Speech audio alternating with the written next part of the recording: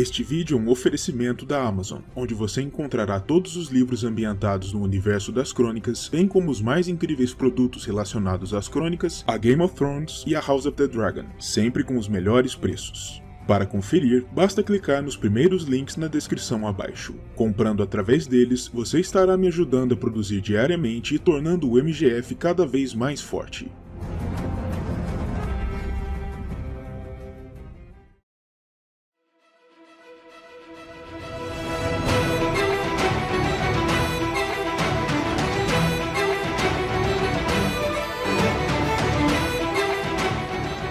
O universo das Crônicas de Gelo e Fogo é, naturalmente, um universo medievalesco, repleto de conflitos, escaramuças e enormes guerras de conquista, supremacia, eliminação e simples massacres arbitrários.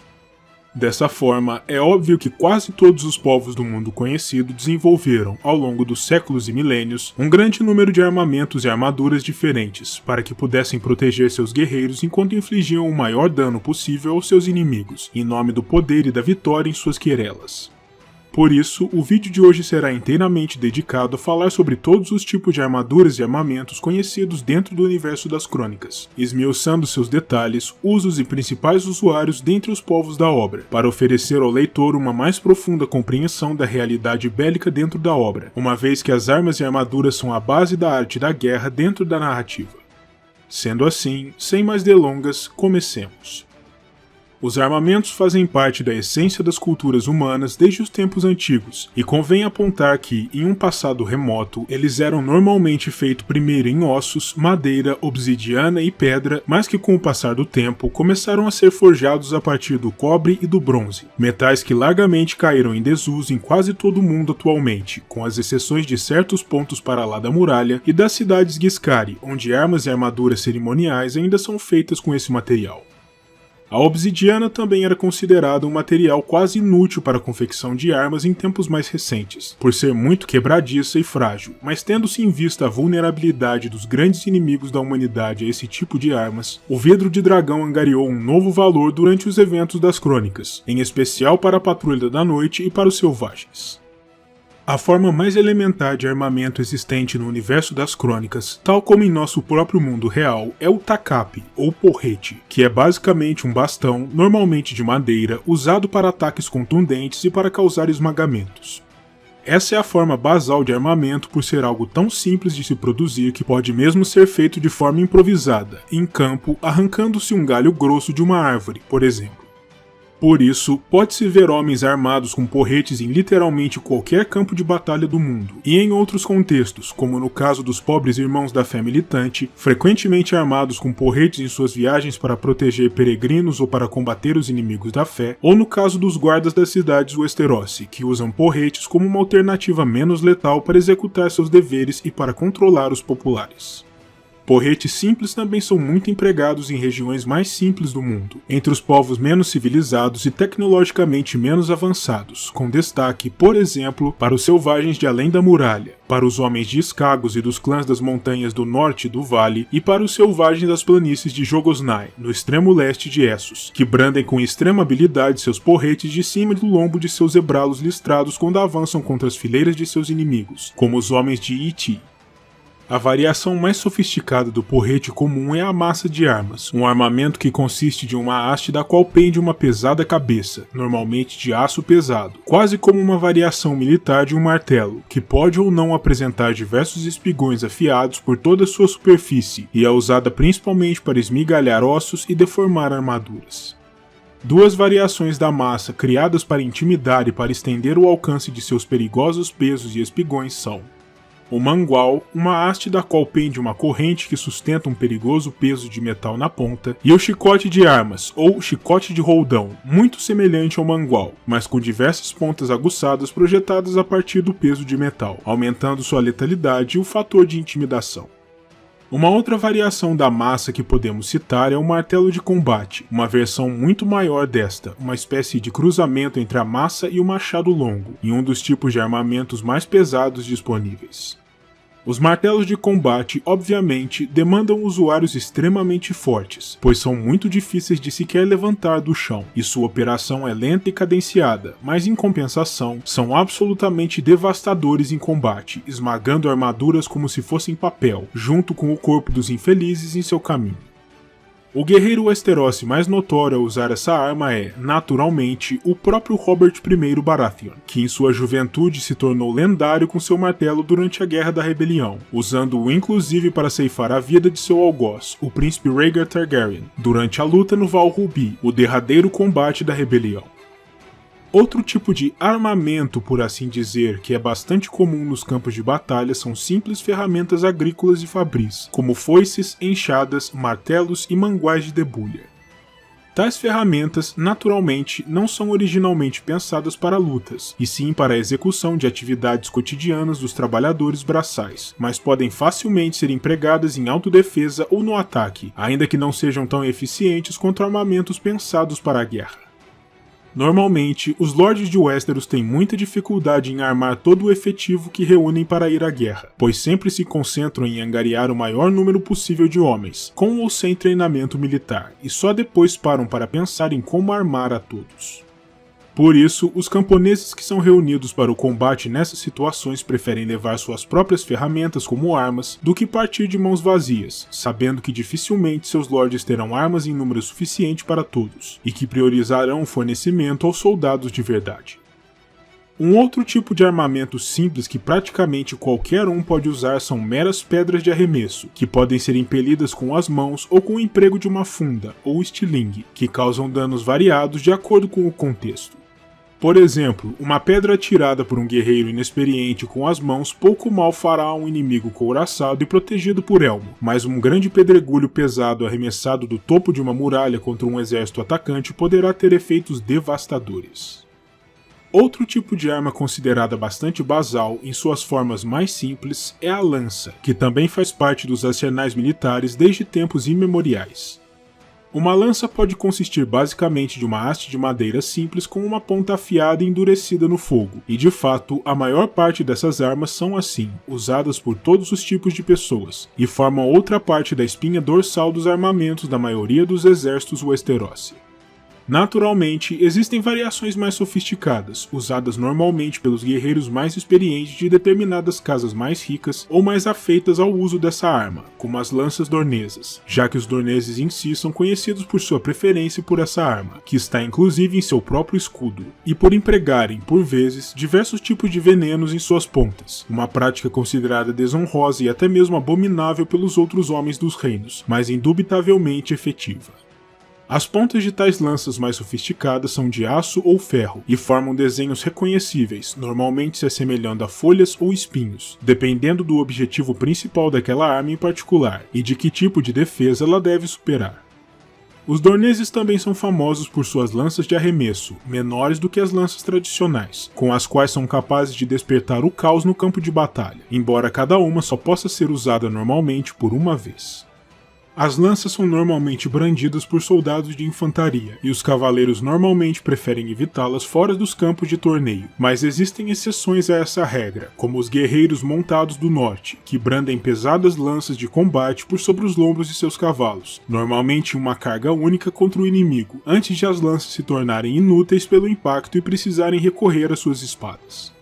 As variações das lanças incluem, além das lanças de guerra comuns, as lanças de torneio, fabricadas deliberadamente para se quebrarem no impacto para diminuir o número de acidentes mortais durante as competições.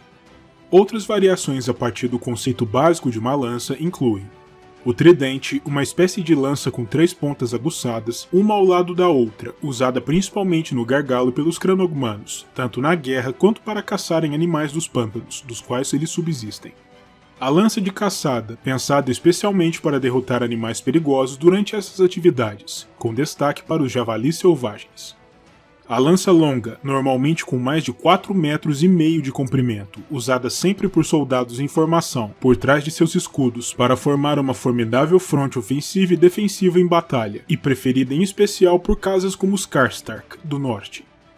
A alabarda, uma arma híbrida desenvolvida especialmente para dar a soldados de infantaria uma chance maior de lutar e derrotar cavaleiros montados e couraçados. Ela é formada por uma grande haste com 3 armas diferentes em sua ponta, um grande espigão de aço atravessado por uma lâmina em forma de meia-lua, que projeta uma protuberância de um de seus lados e um gancho ameaçador do outro. A acha, uma variação do conceito da alabarda, que apresenta ao invés de uma protuberância de um gancho, uma lâmina de machado pesada em um dos lados e um outro espigão ou mesmo uma cabeça de martelo do outro, sendo portanto uma versão mais pesada e difícil de operar de uma alabarda. Excetuando-se esses tipos mais rudimentares de armamentos, a arma básica de todos os cantos dos 7 reinos e no mundo mais além é, sem sombra de dúvidas, a espada. Essa arma, tão fundamental que está até mesmo nos escudos e brasões de algumas casas aristocráticas, é o material basal da guerra e varia drasticamente em qualidade, peso, função, tamanho e até mesmo em reputação, como veremos adiante. As espadas são carregadas por todos os guerreiros que se prezem, desde simples homens de armas que formam a espinha dorsal de um exército regular, até os mais altos escalões do poder, sendo portadas mesmo por reis, embora elas não necessariamente sejam a principal arma dos soldados, dependendo da situação. O tipo mais básico de espadas, nem sequer usadas para propósitos de combate, são as espadas de treinamento, que podem ser feitas em madeira, um pouco mais do que meros brinquedos, que são entregues às crianças no início de seu treinamento nos pátios dos castelos, ou podem ser de metal embotado, com fios cegos, para o treinamento mais avançado, quando os jovens rapazes e, eventualmente, as jovens moças estão a meio caminho de se tornarem espadachins de verdade, mas ainda não estão preparados para se arriscarem com armas afiadas. No que diz respeito às espadas de verdade, existem basicamente 3 tipos, no que diz respeito ao seu tamanho e função. As espadas curtas, o tipo mais comum, que normalmente não ultrapassam muito 1 metro de comprimento e são usadas com apenas uma mão, sendo mais leves e, portanto, menos eficientes contra armaduras ou escudos, mas ao mesmo tempo sendo também mais velozes para se brandir. As espadas de mão e meia, conhecidas também como espadas bastardas, por se encontrarem a meio caminho entre uma espada curta e uma grande espada, e portanto, demandarem o emprego de uma das mãos e o apoio de outra para serem brandidas adequadamente. Pode-se dizer que são do tipo mais equilibrado. As grandes espadas ou espadas longas, que são brandidas com as 2 mãos, com algumas notáveis e assombrosas exceções, como Sir Gregor Clegane, que as brande com uma mão só. Elas são, como o nome já diz, bem mais compridas do que as espadas curtas, podendo atingir 1,80 m ou 1,90 m de comprimento, a altura de um homem muito grande para os padrões de Westeros. E seu principal trunfo está justamente no seu peso, fazendo-as muito mais eficientes na luta contra inimigos protegidos, embora sua velocidade seja reduzida e operá-las demande muito mais força e destreza por parte do guerreiro. Outras variações menos populares de espadas incluem a obscura cimitarra, uma espada pesada de gume único que mais se assemelha ao facão de um açougueiro, e é uma arma mais adequada para eviscerar homens desprotegidos do que propriamente para um ambiente de combate real. No que tange à qualidade de uma espada, ela varia de acordo com o tipo de material empregado e com a habilidade do artesão que a produz. Espadas ordinárias, feitas de ferro ou aço barato por ferreiros regulares, são as mais comuns e mais baratas, e normalmente são usadas por homens de armas, cavaleiros itinerantes de baixa monta e, por vezes, até por alguns camponeses e citadinos mais prósperos.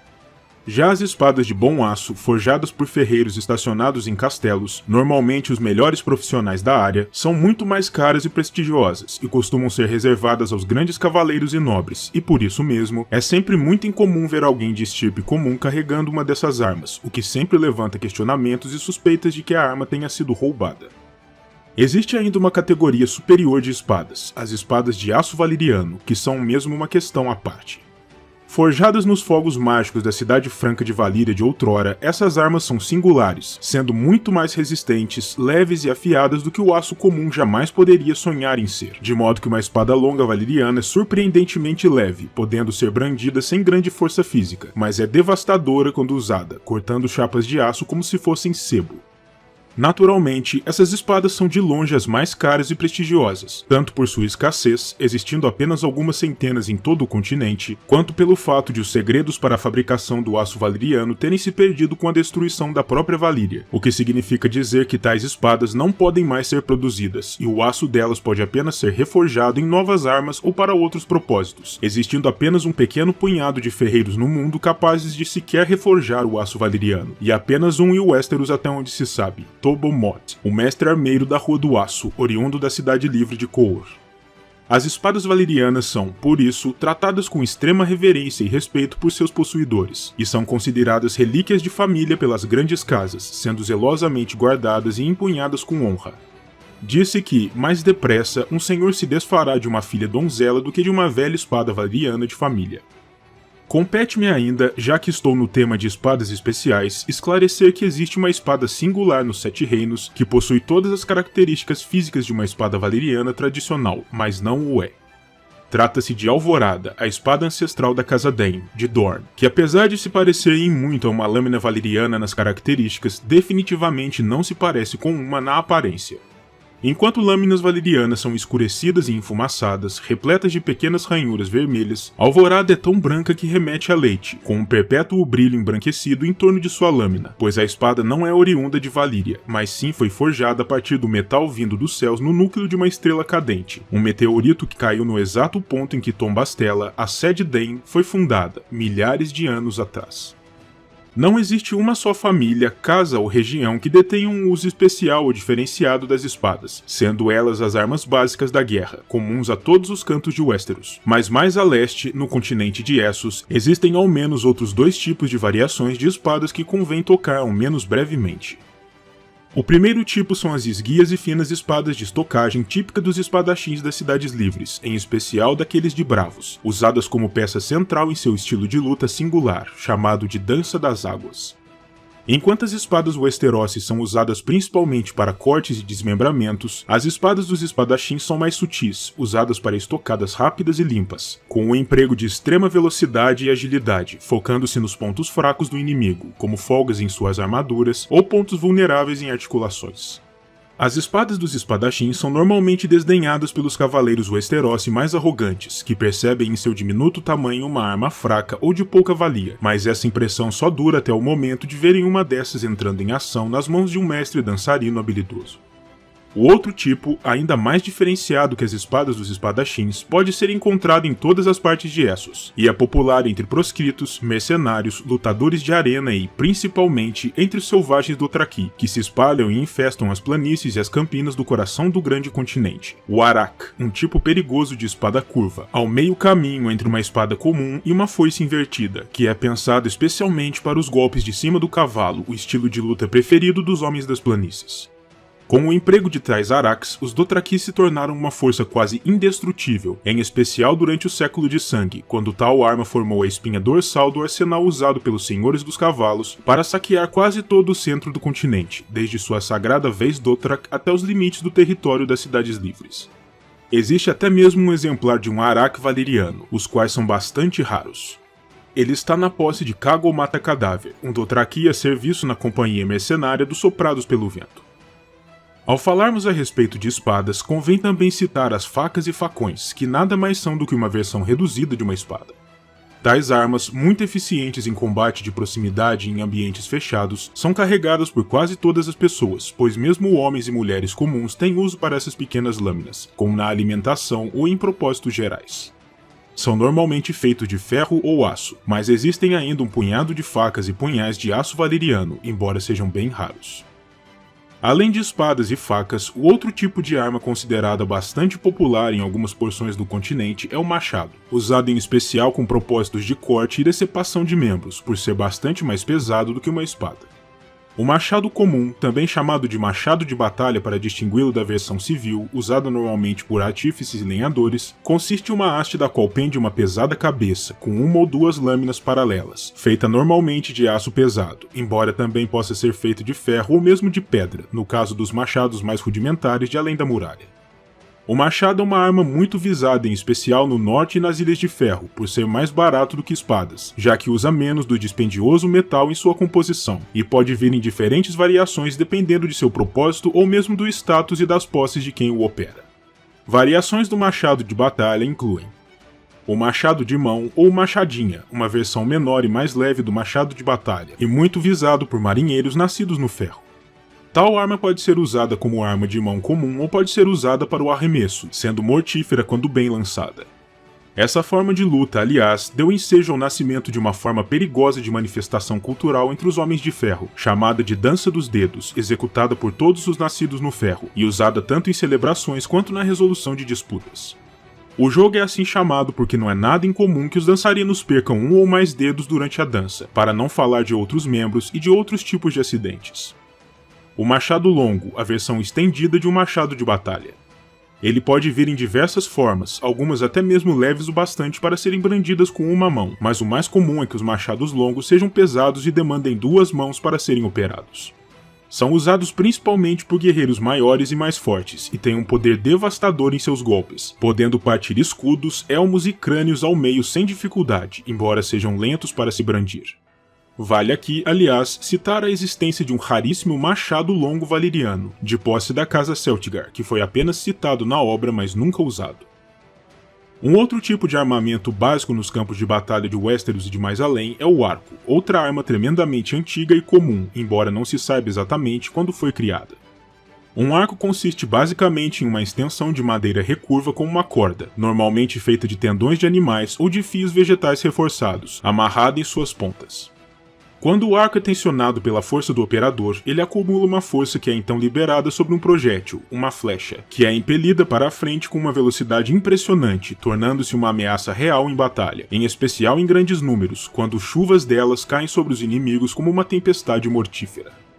Os arcos podem ser classificados como curtos e recurvos, mais adequados para serem operados a partir do lombo de um cavalo, uma tática empregada em especial pelos cavaleiros das estepes de Essos, ou longos, maiores e com uma capacidade de atirar suas flechas mais longe, mas que exigem mais força do operador.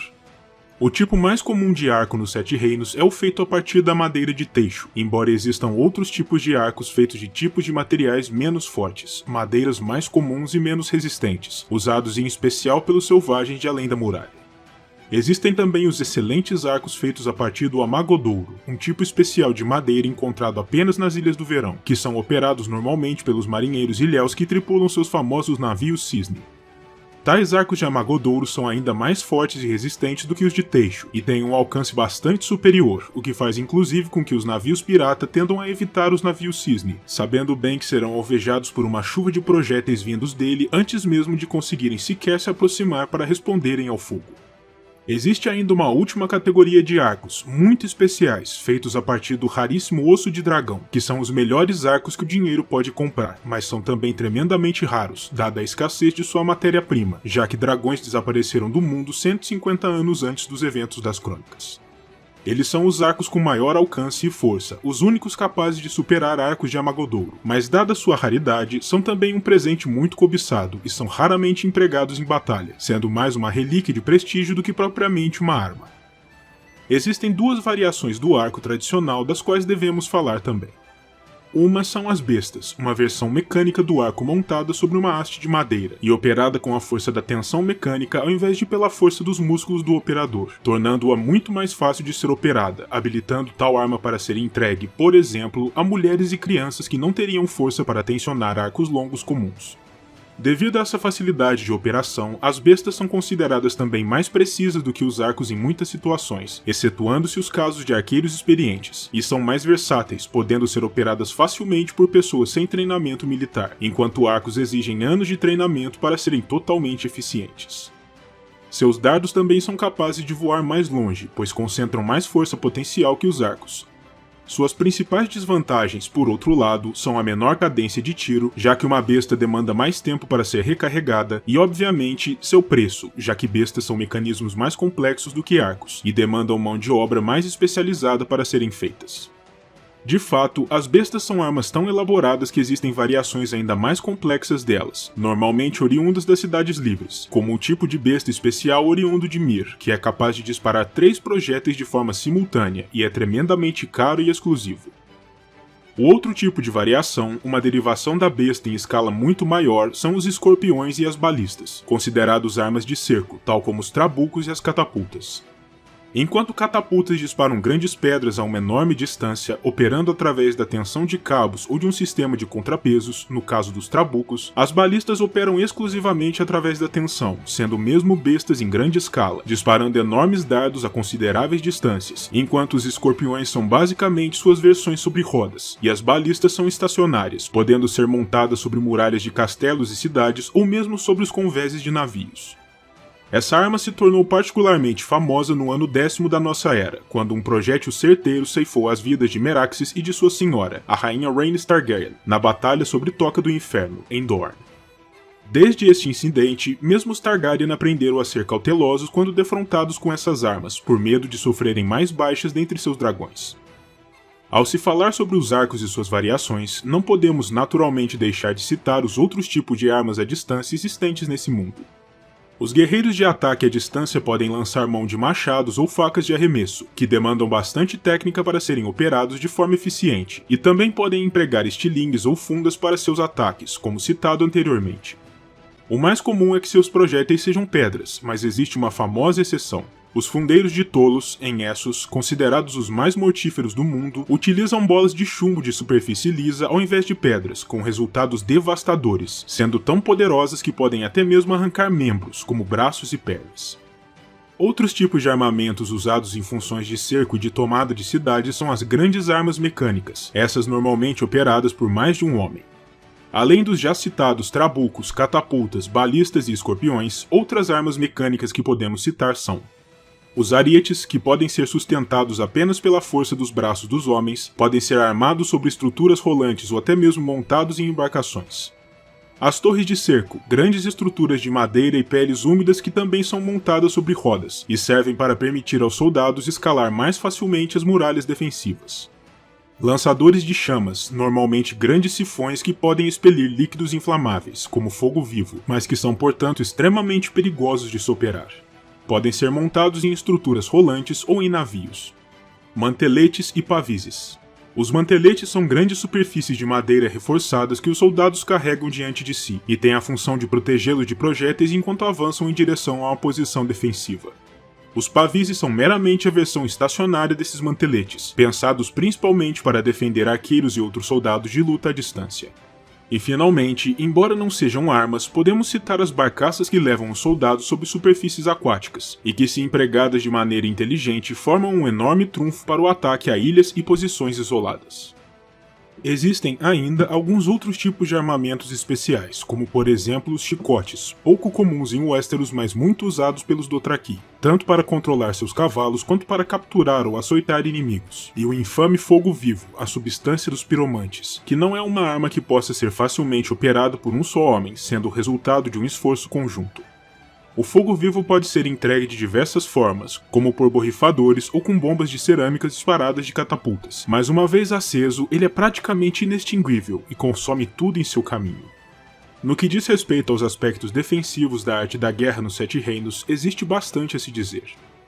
Comecemos falando sobre a unidade mais básica de proteção individual do soldado, o escudo. Escudos Westerosi podem apresentar formas arredondadas, em especial em Dorne, ou formato de pipa, tal como os escudos da Alta Idade Média Europeia, e normalmente apresentam as armas da casa a qual o soldado ou cavaleiro serve pintadas em si. Eles normalmente são feitos de madeira e couro, por serem materiais mais baratos e abundantes. Contudo, escudos de metal também não são incomuns, e embora sejam mais pesados, são também mais resistentes, e os principais usuários de tais escudos são os dorneses, com seus escudos redondos de aço e cobre. Também existem escudos híbridos, feitos com madeira, couro e guarnecidos em ferro, aumentando sua resistência em determinados pontos.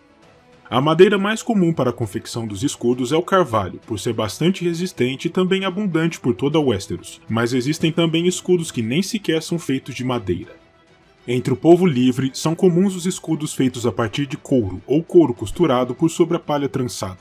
Tais escudos são bem mais leves que os de madeira, mas também são menos resistentes aos golpes e projéteis inimigos. Mas é claro que escudos apenas não seriam suficientes para proteger os soldados, e por isso mesmo as armaduras ocupam um papel importante na arte da defesa. O tipo mais elementar de proteção corporal é o camisão de couro fervido, a forma mais barata de defesa, leve e relativamente durável, embora dificilmente seja capaz de parar um projétil ou um golpe de espada bem direcionado.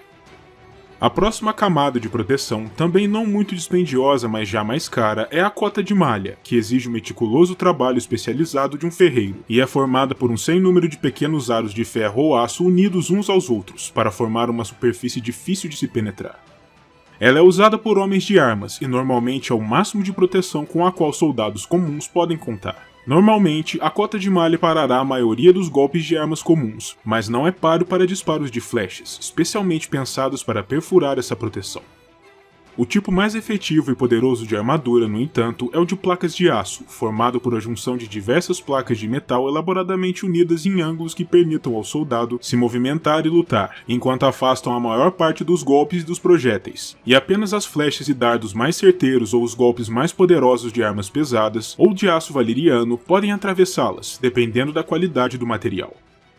Cada armadura de placas precisa ser laboriosamente feita por encomenda, e o trabalho leva muitos meses normalmente, custando preços exorbitantes, de modo que apenas os maiores cavaleiros e os mais ricos senhores podem se dar ao luxo de usar armaduras completas. Tais armaduras, aliás, podem ser maravilhosamente elaboradas, com detalhes em metais preciosos e desenhos extravagantes para refletir a riqueza e o poder de quem as usa. As armaduras de placas são bem incomuns no norte e nas Ilhas de Ferro, sendo mais vistas em locais mais ricos do continente, como o Ocidente, Porto Real ou a Campina, mas não são muito recomendáveis em Dorne, onde são perfeitamente capazes de cozinhar um homem sob o sol forte. Para finalizar, compete-me ainda citar a existência de raríssimas armaduras compostas de aço valeriano. Naturalmente, reunir aço de dragão o suficiente para isso é uma tarefa monumental, mas nos capítulos liberados do sexto livro das crônicas até o momento, é citado que Euron Greyjoy, que ficou famoso por passar anos em exílio, viajando pelo mundo, possui uma de tais armaduras em seu silêncio. Para a proteção da cabeça, os soldados contam com diversos tipos de elmos acolchoados, que pararão muitos golpes que seriam de outro modo letais. A proteção mais basal é a touca de cota de malha, também mais usada por homens de armas, e os elmos propriamente ditos se dividem basicamente entre meios elmos, que contêm grandes aberturas para o rosto do soldado e podem ou não conter uma guarda nasal, que pode ser erguida quando necessário, e os grandes elmos, que são maciços e cobrem todo o rosto, não possuindo nenhuma abertura além daquelas estreitas para os olhos do soldado e alguns buracos para a respiração. Um outro adereço usado em combate em Westeros, mas exclusivamente em Dorne, é o lenço de tecido normalmente unido aos elmos usados pelos soldados do Principado, que tem a função de manter a insolação forte distante do aço, para que não cozinhem os miolos. As armaduras ainda consistem de outras tantas partes, como gorjais, que são protetores para o pescoço, as manoplas articuladas para as mãos, as grevas, que protegem as pernas do soldado, e botas, também de aço, para proteger os pés. Por último, mas não menos importante, convém falar um pouco a respeito de um componente pouco usual para este vídeo, mas que nem por isso é menos valoroso: os animais de combate, que são um aspecto fundamental das táticas de guerra pelo mundo, e formam também um dos aspectos centrais da trajetória dos cavaleiros Westerosi. O cavalo é o animal principal a se considerar nesse sentido. Sem ele, a figura do cavaleiro deixa de ter destaque, e os principais animais na guerra são os garanhões e grandes cavalos de batalha, treinados desde tenra idade para não se acovardarem diante da carnificina, e até mesmo para atacarem seus oponentes com os dentes e os cascos, ou para pisoteá-los a tropel. Cada cavalo de batalha custa uma pequena fortuna, e um camponês pode trabalhar durante anos sem juntar o valor que custaria para adquirir um desses animais, de modo que apenas grandes senhores e cavaleiros os montam. Em Dorne, por outro lado, os esguios e leves corcéis de areia são utilizados, mais resistentes às condições adversas e mais adequados ao seu estilo de guerra móvel e fluido. Convém ainda citar que, antigamente, as cidades do reino de Sarnor, destruído pelos Dothraki durante o Século de Sangue, usavam cavalos para puxar suas poderosas bigas de guerra, para se contrapor aos cavaleiros selvagens nos campos abertos de seu reino. Outros animais de combate utilizados em Westeros e no mundo mais além incluem camelos, que são usados pelos cartenos em combate, os zebralos listrados das planícies de Jogosnai, os elefantes de guerra de Essos, utilizados por companhias mercenárias e pelas cidades livres, com enormes torres de guerra em suas costas, munidas de arqueiros e besteiros. Os lobos gigantes, utilizados pelos filhos da casa Stark para o combate, em especial o Vento Cinzento, o lobo de Robb Stark, que vai à batalha lado a lado com seu dono. Os mamutes de além da muralha, que vão à guerra montados por gigantes ou servindo como animais de tração para armas de cerco. Os unicórnios que supostamente servem de montaria aos homens de Skagos. Os lobos que puxam trenós de guerra de alguns clãs para lá da muralha. E, naturalmente, os dragões de outrora, que eram a arma de guerra mais poderosa dos Targaryen e da Cidade Franca de Valíria antes deles.